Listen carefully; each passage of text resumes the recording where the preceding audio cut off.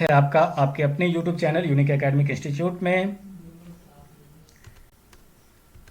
मैं राहुल चौधरी हमेशा की तरह आपके साथ हूं और आज मैं आपके लिए लेकर आया हूं बिहार बोर्ड 12वीं कक्षा की हिंदी से जो कविता का सेशन अभी हमने शुरू किया है, तो कविताएं पढ़ रहा हूं।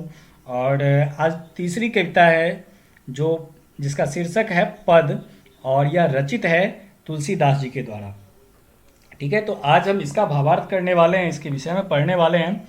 क्या शीर्षक है? पद शीर्षक है। इससे पहले भी आपने पद शीर्षक से एक कविता पढ़ी है जिसकी रचना सूरदास जी ने की थी। और आज जो पद हम पढ़ने जा रहे हैं वो किसके द्वारा रचित है? तो गोस्वामी तुलसीदास जी के द्वारा यह रचित है। गोस्वामी तुलसीदास जी किसी परिचय के मोहताज नहीं है। जी हाँ, मैं उसी गोस्वामी तुलसीदास जी की बात कर रहा हूँ जो रामचरितमानस के रचयिता हैं, जिन्होंने विनय पत्रिका जैसी रचनाएं की है और घर घर में पढ़ी जाने वाली हनुमान चालीसा भी जिनकी रचना है। ऐसी अनेकों अनेक रचनाएं इन्होंने की है जो इनको अपने आप में दूसरे कवियों से काफ़ी आगे लाकर खड़ा कर देती है। सभी युग के श्रेष्ठ कवियों की अगर बात की जाए तो रामचरितमानस के रचयिता गोस्वामी तुलसीदास जी का नाम अग्रिम पंक्ति में निश्चित रूप से आएगा। गोस्वामी तुलसीदास जी का जन्म अगर हम बात करें तो इनका जन्म में विभेद है, अलग अलग लोगों का अलग अलग मत है। तो कुछ लोग मानते हैं कि 511 ईस्वी में इनका जन्म हुआ था और कुछ लोग को 1511 ईस्वी में, और कुछ लोगों को 1543 ईस्वी में इनका जन्म ज्ञात होता है। तो ये दोनों हमको याद रखना होगा। 1543 संभवतः आपके लिए ऑप्शन में आ सकता है, क्योंकि बिहार विद्यालय परीक्षा समिति की जो प्रिस्क्राइब्ड बुक है एनसीईआरटी की, वह 1543 इंगित करता है। अब अगर हम बात करें तो इनका जन्म हुआ था राजापुर, जो कि बांदा उत्तर प्रदेश में पड़ता है, वहाँ इनका जन्म हुआ था। इनका अगर प्रारंभिक नाम है तो प्रारंभिक नाम इनका राम बोला था, जो इनका मूल नाम है। और इनकी माता तुलसी और इनके पिता का नाम आत्माराम दुबे है। इनका विवाह रत्नावली नामक एक महिला से हुआ था और विवाह के कुछ ही समय बाद इन्होंने वैराग्य धारण कर लिया, बिछोह धारण कर लिया। इन्होंने वैराग्य के कारण इनको बिछोह हो गया। और इसके पीछे भी एक बहुत ही महत्वपूर्ण चीज़ है, और वो चीज़ क्या है, क्या महत्वपूर्ण चीज़ है? तो ये अपनी पत्नी से बहुत ज़्यादा प्रेम करते थे। और इसका परिणाम ये हुआ कि जब इनकी पत्नी एक बार अपने मायके गई तो इसके पीछे पीछे वो ससुराल तक पहुंच गए। तब पत्नी को बड़ी लज्जा आई और उन्होंने इनको फटकारते हुए कहा, लाज नाबत आपको दौड़े आए हूँ साथ, धिक धिक ऐसे प्रेम को कहा कहो मैं नाथ। अस्थि चर्म में देह मम तामय ऐसी प्रीत, ऐसी जो श्री राम में होती न भयभीत। और इसने इनके जीवन के प्रवाह को ही बदल दिया। इस फटकार ने इनको महाकवि बना दिया, राम भक्त महाकवि बना दिया। और इन्होंने साधना प्रारंभ कर दी। इन्होंने भगवान राम की भक्ति की दीक्षा ली और उसके बाद निरंतर फिर राम भक्ति में तल्लीन हो गए। हिंदी साहित्य का जाज्वल्यमान सूर्य इनको माना जाता है, जो सदैव ज्वलित रहने वाला सूर्य इनको माना जाता है।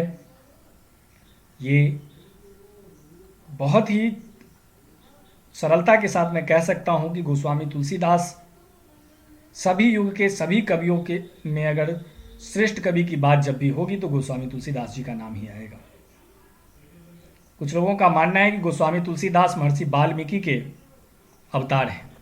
महर्षि वाल्मीकि जिन्होंने रामायण की रचना की थी, और गोस्वामी तुलसीदास जी ने उन्हीं से प्रेरित होकर के रामचरितमानस की रचना की थी। और रामचरितमानस घर घर में पढ़ा जाने वाला मानस है, मानस काव्य है। अगर इनकी बात की जाए तो उन्होंने खासतौर से अवधी और ब्रज भाषा को अपनाया है। अवधी और ब्रज भाषा में रचना करने के लिए ये जाने जाते हैं। खासियत इनकी अगर देखिए तो इन्होंने दोहा लिखा, सोरठ लिखा, चौपाई, कवित, छंद, सभी छंद में इनकी रचनाएं हैं। और रचनाएं हैं नहीं, वो रचनाएं जो इतिहास में स्वर्णाक्षरों में अंकित है। ऐसी ही रचना में से एक है आपकी रामचरितमानस, जिसकी तुलना किसी अन्य काव्य संग्रह से नहीं की जा सकती, अन्य किसी कविता से नहीं की जा सकती। ऐसी ही वो रचना है। महत्वपूर्ण चीज़ ये है कि ये किस कालखंड के कवि हुए, यह जानना हमारे लिए ज़रूरी है, क्योंकि ऑब्जेक्टिव में अक्सर पूछ लिया जाता है। तो पूछा जा सकता है आपसे कि किस शाखा के कवि हैं, तो राम मार्गी शाखा के ये कवि हैं और सगुन भक्ति धारा के ये कवि हैं। भगवान राम के अनन्य भक्त में से माने जाते हैं गोस्वामी तुलसीदास। और भी चीज़ें जो इनके बारे में प्रमुख है कि इनका जन्म जो हुआ था वो मूल नक्षत्र में हुआ था, और मूल नक्षत्र में इनका जन्म हुआ था, इसलिए वो नक्षत्र अशुभ माना जाता है। तो इनके माता पिता ने इनका त्याग कर दिया था, और इनके माता पिता ने इनका त्याग कर दिया था, इस कारण से इनका पालना पोसना जो हुआ, इनका पालन जो किया वो किसने किया, तो नरहरिदास जी ने इनका पालन पोषण किया था। जाहिर सी बात है कि इनका जीवन जो है दुख और कष्ट से व्यतीत हुआ है, बहुत कष्ट में रहा है इनका जीवन, और बहुत ही सरलता के साथ इन्होंने भगवान राम की भक्ति का जो वर्णन किया है अपने काव्यों में, बड़ी ही सरलता के साथ इन्होंने किया है, बड़ी खूबसूरती के साथ किया है। और इसका अनुमान आप रामचरितमानस की लोकप्रियता से लगा सकते हैं। एक ऐसा लोकप्रिय काव्यखंड रामचरितमानस जो घर घर में बहुत ही चर्चित है, बहुत ही ख्याति प्राप्त है। अब आज जो हम पढ़ने जा रहे हैं ये रामचरितमानस का अंश नहीं है,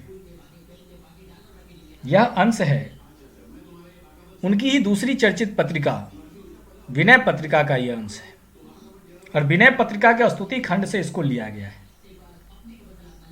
इसको कहाँ से लिया गया है, तो विनय पत्रिका के स्तुति खंड से लिया गया है, और इसका जो राग है वो केदार राग है। और इस राग का प्रयोग इन्होंने सबसे ज़्यादा किया है, क्योंकि इस राग में करुण, श्रृंगार और शांत रस का जो समन्वय होता है वो देखने को मिलता है। और खास बात आपको बता दूं कि केदार राग के गायन का जो समय होता है वो रात्रि का प्रथम प्रहर होता है, यानी कि रात्रि के प्रथम प्रहर में केदार राग को गाया जाता है।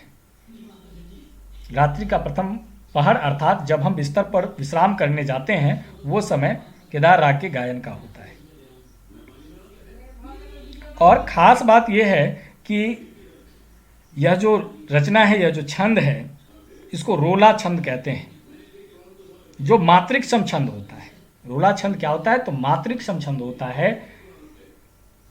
अब मात्राओं की गणना जब तक आपको पता नहीं होगी तब तक यह थोड़ा सा मुश्किल है आपके लिए समझना। तो मैंने पहले भी कहा है कि मैं आपके लिए वीडियो बनाऊंगा, मात्राओं की गणना कैसे करते हैं यह भी वीडियो बनाऊंगा, और छंद कौन कौन से होते हैं, महत्वपूर्ण छंद कौन कौन से हैं, तो इसका भी मैं आपको वीडियो बना कर दूंगा, तो फिर आसान हो जाएगा आपके लिए समझना। तो ये मात्रिक सम छंद होता है रोला, जिसमें प्रत्येक चरण में 24 मात्राएं होती है। 11 और 13 पर यति अर्थात विराम होता है।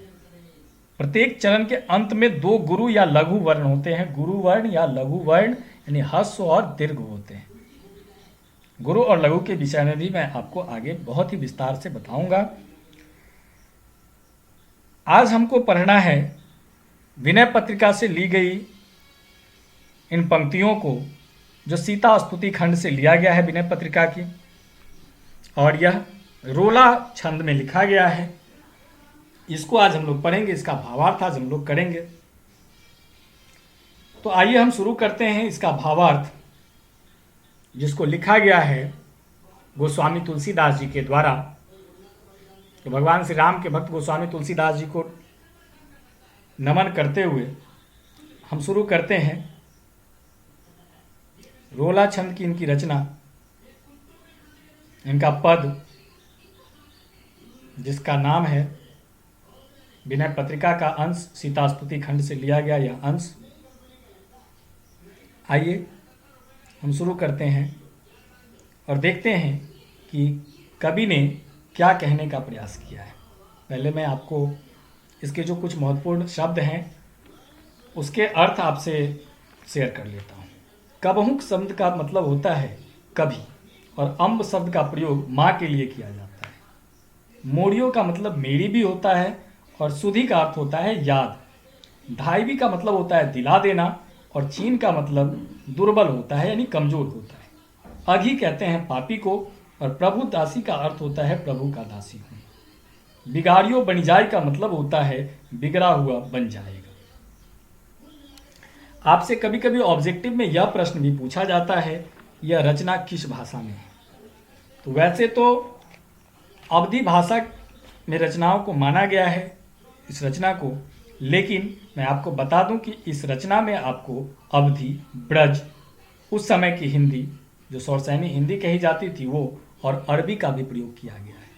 ब्रज भाषा का प्रयोग तो काफ़ी ज़्यादा किया गया है। तो इस रचना में आपको एक साथ अवधी, ब्रज, हिंदी और अरबी देखने को मिलेगा। तो इसलिए थोड़ा सा गलिष्ठ होता है इसको समझना, लेकिन फिर भी मेरा प्रयास होगा कि आपको एक एक शब्द का मतलब समझ में आ जाए और अर्थ भी समझ में आ जाए। अब जिसमें निवाजू या खाजू जैसे शब्द जो हैं वो अरबी भाषा से लिए गए हैं।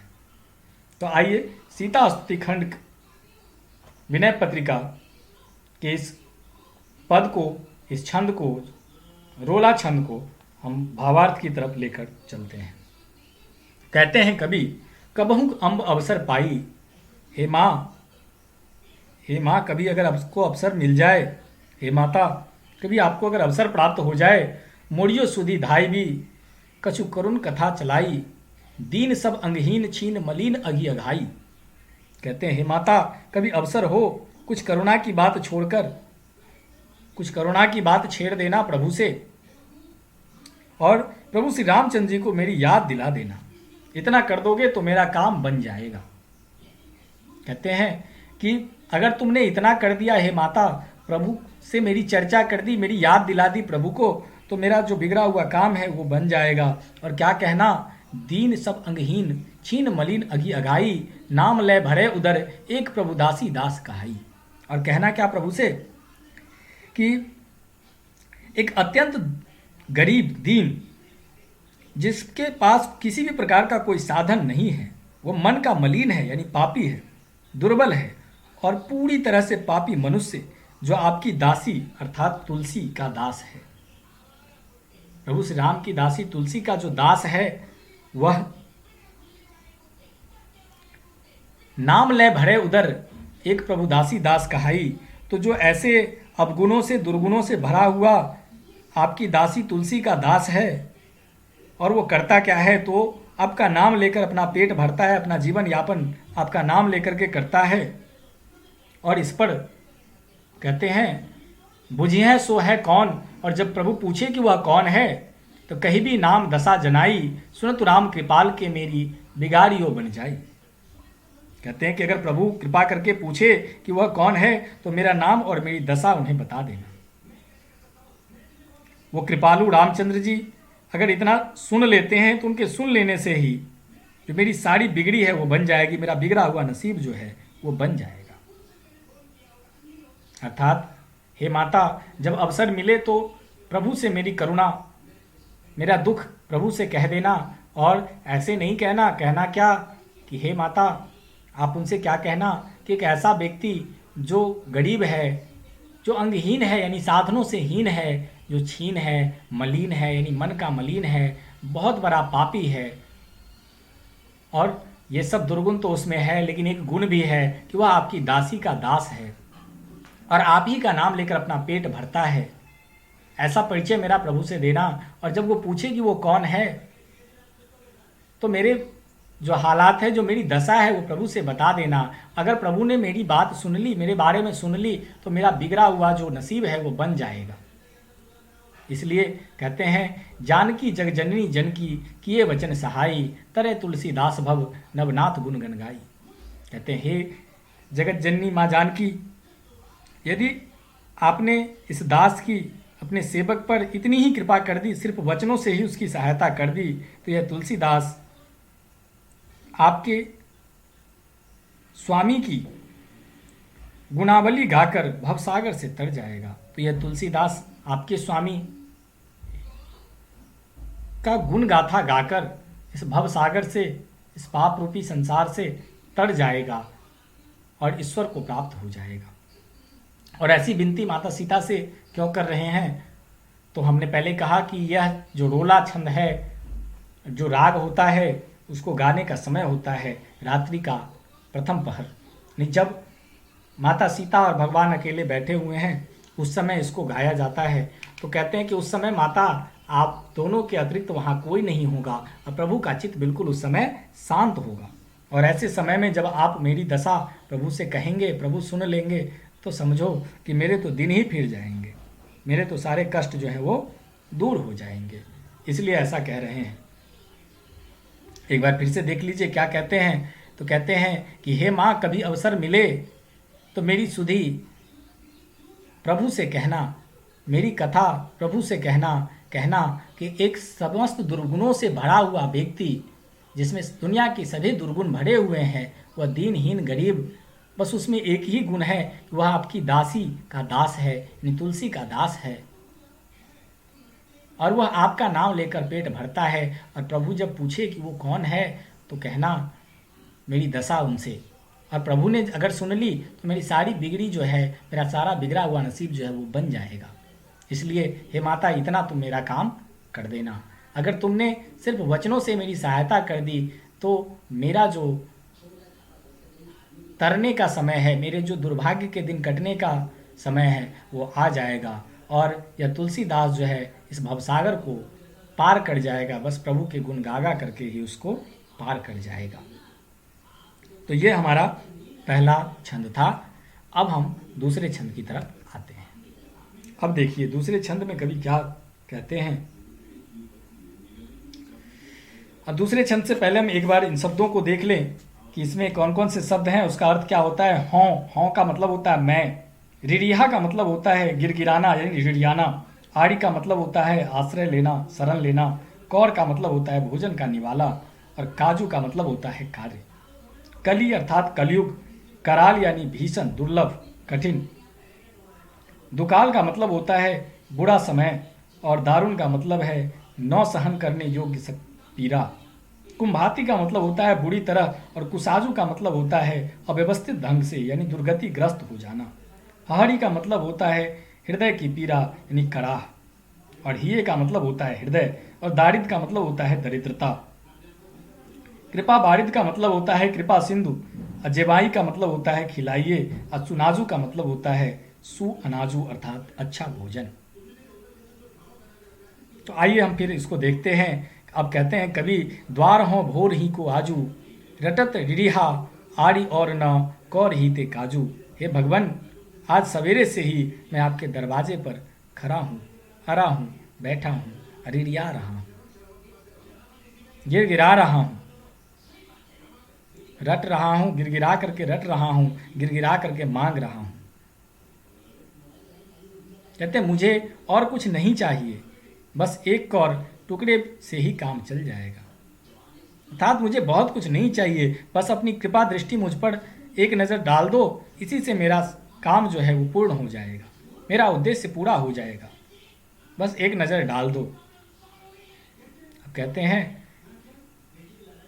कि अगर आपको ऐसा लगता है कि मैं भीख मांग रहा हूँ, गिरगिरा रहा हूँ, तो क्यों मांगता हूँ, तो इसका उत्तर यही है कि कली कराल दुकाल दारुण सब कुंभति कुसाजू, नीच जन मन ऊंच जैसे कोठक में की खाजू। कहते हैं कि अगर आप ये जानना चाहते हो कि मैं कोई काम क्यों नहीं करता, मैं कोई उद्यम क्यों नहीं करता, गिरगिरा कर भीख क्यों मांग रहा हूँ, तो हे प्रभु, इसका कारण यह है कि इस भयंकर कलयुग में बहुत ही उत्तम साधन रूपी कार्य का उद्यम का बड़ा ही दारुण दुर्भिक्ष पड़ गया है। बहुत ही दुखद स्थिति है। दुनिया में जितने भी कार्य और उपाय साधन है सभी बुरे हैं, कोई सा भी निर्विघ्न पूरा नहीं होता। अर्थात ऐसा कुछ भी नहीं है जिसको बिना विघ्न के पूरा किया जा सके, जिसमें किसी प्रकार का विघ्न उत्पन्न नहीं होता। और कहते हैं कि जब कोई ऐसा है ही नहीं जो निर्विघ्न पूरा हो सके, इससे तो आपसे भीख मांगना ही मैंने उचित समझा। कहते हैं कलियुगी यानी मनुष्य का जो कर्म है वो तो नीच हो गया है, करतूत जो है वो नीच है। वह हमेशा अपने उद्देश्यों की पूर्ति के लिए पाप में लगा रहता है, और उनका मन जो है वह ऊंचा है। नीच जन मन ऊंच, यानी उनका मन जो है वह ऊंचा है। अर्थात चाहते हैं कि सच्चा सुख मिले, परंतु सच्चा सुख किसको मिलता है? बिना भगवत कृपा के तो सच्चा सुख अर्थात मोक्ष की प्राप्ति हो नहीं सकती। तो कहते हैं कि मनुष्य का जो नीच जन मन ऊंच, जैसी कोढ़ में की खाजू। जैसे क्या कहते हैं कि जैसे कोढ़ की जो खाज होती है, जिसको खुजलाने के समय तो सुख मिलता है, लेकिन उसके बाद क्या होता है कि उसमें से मवाद निकलने लगता है, बीज निकलने लगता है और वह पीड़ा जलन पैदा करता है। जैसे कहते हैं कि जैसे इंद्रियों के साथ विषय का संयोग होने पर आरंभ में तो सुख मिलता है, परंतु परिणाम में महादुख होता है। इसलिए विषय केवल दुखदाई ही है। और इसी बात को समझकर मैंने मेहनत करना नहीं चाहा, उद्यम में मन नहीं लगाया। हे प्रभु, इसीलिए मैंने मांगना ही उचित समझा और तुम्हारे चरणों में आकर गिड़गिड़ाने लगा।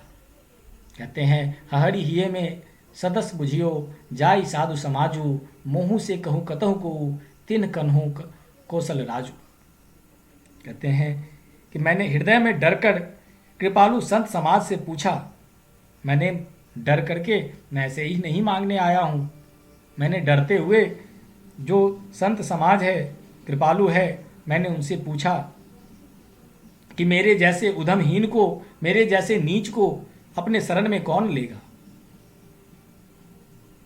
तो संतों ने कहा मुँह से कहूँ कतहु को, तिन कोन्हो कौशल राजू।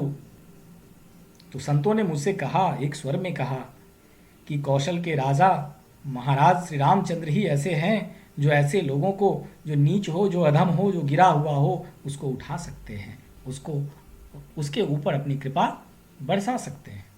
कहते हैं हरि ये में शत बुझियो, जाई साधु समाजू। मैंने डरे हुए मन से साधु समाज से पूछा कि हे संत, हे महात्मन, हमें कहिए कि ऐसा कौन है जो मेरे जैसे उद्यमहीन मनुष्य को, जो पापी है, जो दुर्गुणों से भरा हुआ है, उसको अपनी शरण में ले सकता है। तो उन्होंने एक स्वर में मुझसे कहा कि ऐसा तो संसार में केवल एक ही है, और वह कौशलपति, कौशल के राजा महाराज श्री रामचंद्र हैं, जो ऐसे नीच को भी अपने शरण में रख सकते हैं। इसीलिए कहते हैं कि दीनता दारिद्र दलय को कृपा बारिदि बाजू, दानी दशरथ राय के तो बनाइत सिरताजू। कहते हैं हे कृपा के सागर, हे कृपा सिंधु, आपको छोड़कर दीनता और दरिद्रता का नाश संसार में कौन कर सकता है। किसी की दरिद्रता को आपके अतिरिक्त संसार में कौन हर सकता है। हे दशरथ नंदन, हे दशरथ नंदन, हे दशरथ के पुत्र, दानियों का बाना रखने में आपसे श्रेष्ठ कौन है। आप ही तो दानियों का मान रखने वाले हैं, आप ही तो दानियों का बाना रखने में आप सभी में श्रेष्ठ हैं। अब कहते हैं कि जन्म को भूखो भिखारी हों, गरीब नवाजू, पेट भरी तुलसी जेवाई भगत सुधा सुनाजू। और कहते हैं कि हे गरीब नवाज, हे गरीबों का हित देखने वाले, मैं जन्म का भूखा गरीब भिखमंगा हूँ। बस अब इस तुलसी को भक्ति रूपी अमृत के समान सुंदर भोजन पेट भर खिला दीजिए। अर्थात हे प्रभु, मैं जन्म जन्म से आपकी भक्ति का प्यासा हूँ, आपकी भक्ति का भूखा हूँ, इसलिए आप अपने चरण में लेकर अपनी भक्ति मुझे प्रदान कीजिए, ताकि मुझे संसार में दूसरे किसी वस्तु की कोई कामना न रह जाए। तो दूसरे पद में तुलसीदास जी दूसरे छंद में जो है वो आरजू करते हैं भगवान श्री राम से कि मैं आपके दरवाजे पर भीख मांगने के लिए खड़ा हूँ, और भीख मांगना बुरी बात है, ये मैं जानता हूँ, फिर भी मैं भीख मांगने के लिए खड़ा हूँ। तो क्यों खड़ा हूँ? तो हे प्रभु, क्योंकि मैं जानता हूँ कि संसार में दूसरा कोई भी साधन ऐसा नहीं है जो इससे उत्तम हो। उत्तम से उत्तम कार्य में विघ्न उत्पन्न होता है, क्योंकि मनुष्य के कार्य जो हैं वो तो नीच जैसे हैं, लेकिन मन जो है वह समस्त सुखों को पाना चाहता है, और समस्त सुख अर्थात मोक्ष की प्राप्ति बिना भगवत कृपा के नहीं हो सकती, अर्थात आपके कृपा के बिना नहीं हो सकती। दूसरे जो कार्य हैं वो उस प्रकार के हैं जैसे कोढ़ की खाज को जब खुजलाते हैं तो आनंद की प्राप्ति होती है, लेकिन बाद में बहुत पीड़ा देता है। वही स्थिति दूसरे कार्यों की है, और मैं ऐसे ही नहीं मांगने आया हूँ, इसलिए मैंने मांगना उचित समझा और मांगने ऐसे ही नहीं आया हूँ। मैंने कृपालु समाज जो साधुओं का है, मैंने उनसे पूछा कि मुझ जैसे नीच को, अधम को कौन अपनी शरण में ले सकता है। तो उन्होंने एक स्वर में कहा, आपका नाम कहा। हे कौशल के राजा महाराज श्री रामचंद्र, उन्होंने आपका नाम कहा कि वही एक ऐसे हैं जो मुझ जैसे उधम को, नीच को भी अपनी शरण में ले सकते हैं। इसलिए मैं आपके पास चला आया और कहते हैं कि हे गरीब नवाज, हे गरीबों के दुख को दूर करने वाले, हे दशरथ नंदन, कहते हैं कि आपके अतिरिक्त इस संसार में कोई ऐसा नहीं है जो दीनता और दरिद्रता को नाश कर दे। आपके अतिरिक्त ऐसा कोई नहीं है, आपसे श्रेष्ठ दानी कोई नहीं है, आपसे अधिक कृपा सिंधु कोई नहीं है। आप कृपा के सागर हैं, इसलिए मैं आपके पास आया और मैं जन्म जन्म से, जन्म जन्मांतर से भूखा हूँ। हे गरीब नवाज, मुझ पर कृपा करो और कुछ नहीं, मुझे बस अपनी भक्ति दे दो ताकि मेरा जीवन जो है वह सफल हो जाए और मुझे किसी और चीज़ की कामना फिर इस संसार में नहीं रह जाए। आशा करता हूं दोस्तों कि आपको हमारा ये वीडियो ज़रूर पसंद आएगा। मैंने प्रयास किया है कि आप तक एक एक शब्द का भावार्थ अच्छे से रखूं और तुलसीदास जी की इस सुंदर सी रचना जो विनय पत्रिका से ली गई है उसकी व्याख्या आप तक करूं। अगर आपको हमारा वीडियो अच्छा लगा तो कमेंट करना ना भूलें। अगर आपने अब तक हमारे चैनल को सब्सक्राइब नहीं किया है तो प्लीज़ हमारे चैनल को सब्सक्राइब करें और शेयर कर दूसरे बच्चों की भी मदद करें। हम मिलेंगे फिर एक नए वीडियो के साथ, तब तक के लिए गुड बाय।